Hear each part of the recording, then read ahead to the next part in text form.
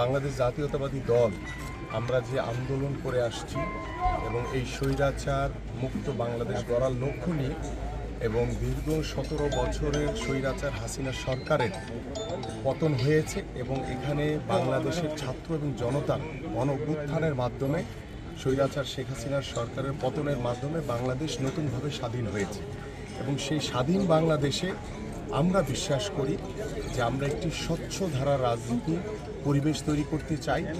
আমরা চাই না বাংলাদেশে আর কোনো স্বৈরাচার বাংলাদেশে আবির্ভাব ঘটুক এবং কোনো স্বৈরাচারের উৎপত্তি হোক।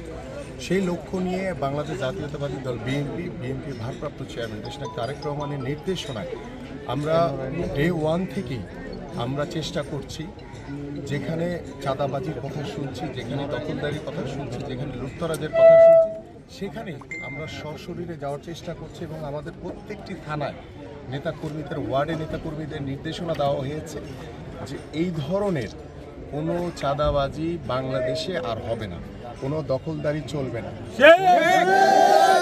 জুলুম নির্যাতন চলবে না। সেই লক্ষ্য নিয়ে দুষ্কৃতিকারীরা কিছু নব্য বিএনপি আমি দেখছি যারা এই ধরনের বিএনপির নাম ব্যবহার করে তারা বিএনপিকে বদনাম করার জন্য আওয়ামী কিছু নব্য বিএনপিতে তৈরি হয়েছে। এই লোকগুলি এই ধরনের চাঁদাবাজি লুটতরাজ বিশৃঙ্খলা করছে এবং তারই ধারাবাহিক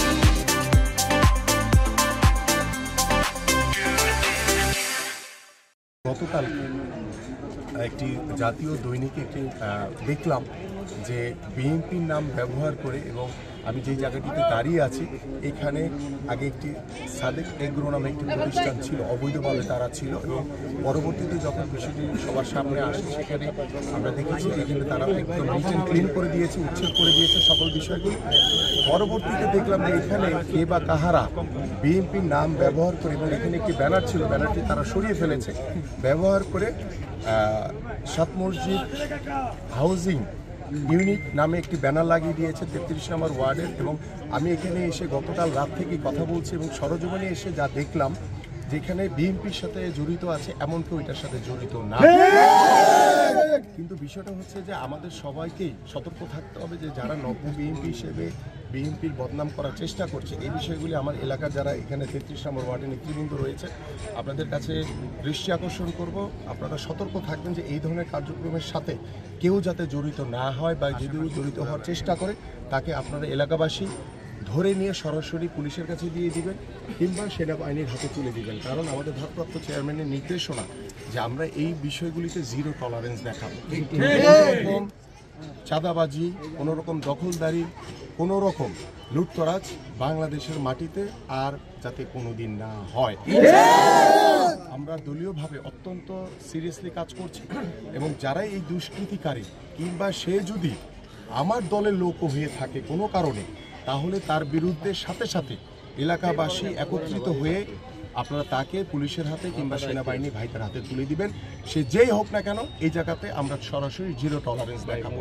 এখন আজকে আমি এখানে উপস্থিত হয়েছি আমাদের ভারপ্রাপ্ত চেয়ারম্যান মহোদয়ের নির্দেশ, এবং আপনি আসার আগে আমি একটি জিডি করে আসছি মোহাম্মদপুর থানায়, এবং জিডির কপিটি আমার হাতে এখন পৌঁছেনি, একটু পরে আমার হাতে পৌঁছে যাবে। পৌঁছালে জিডিটি করছে এই কারণে যে আমরা বিএনপির নামে যারা এই ধরনের বিশৃঙ্খলা তৈরি করার চেষ্টা করছে, বিএনপির নামে অপপ্রচার করার চেষ্টা করছে, তাদের বিরুদ্ধে আমরা সকলেই সোচ্চার।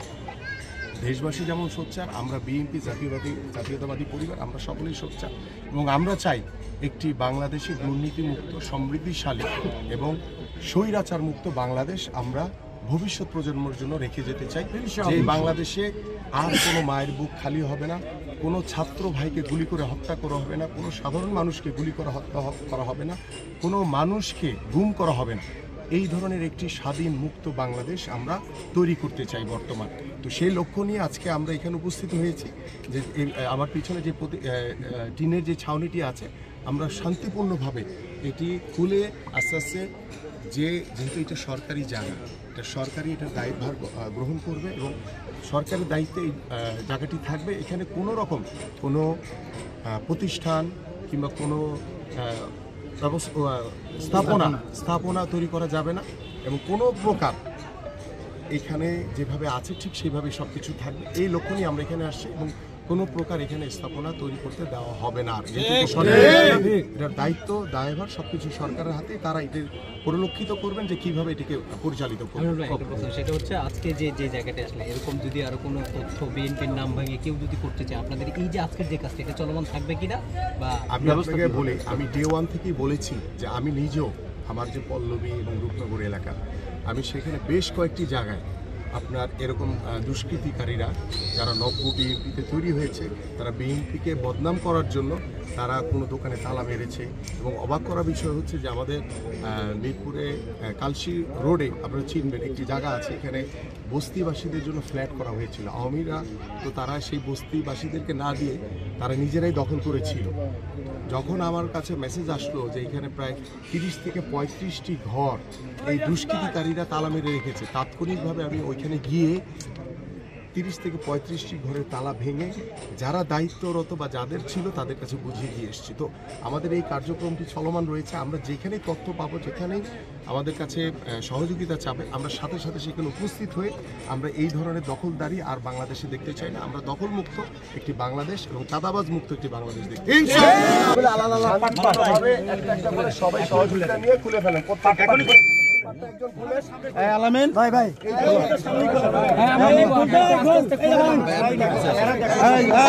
খোলো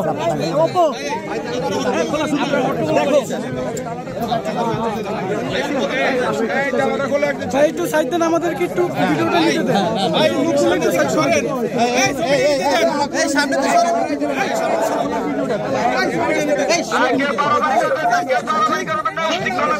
ভাই চাপেন না,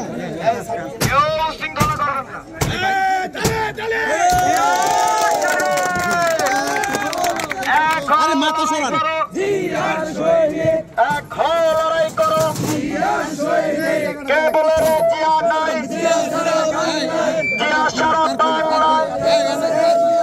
সন্ত্রাসীদের কালো হাত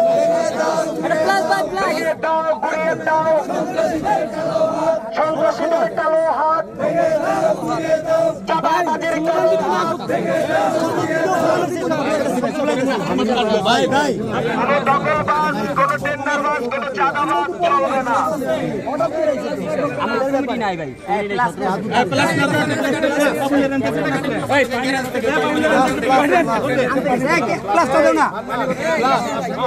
ভাই প্লাস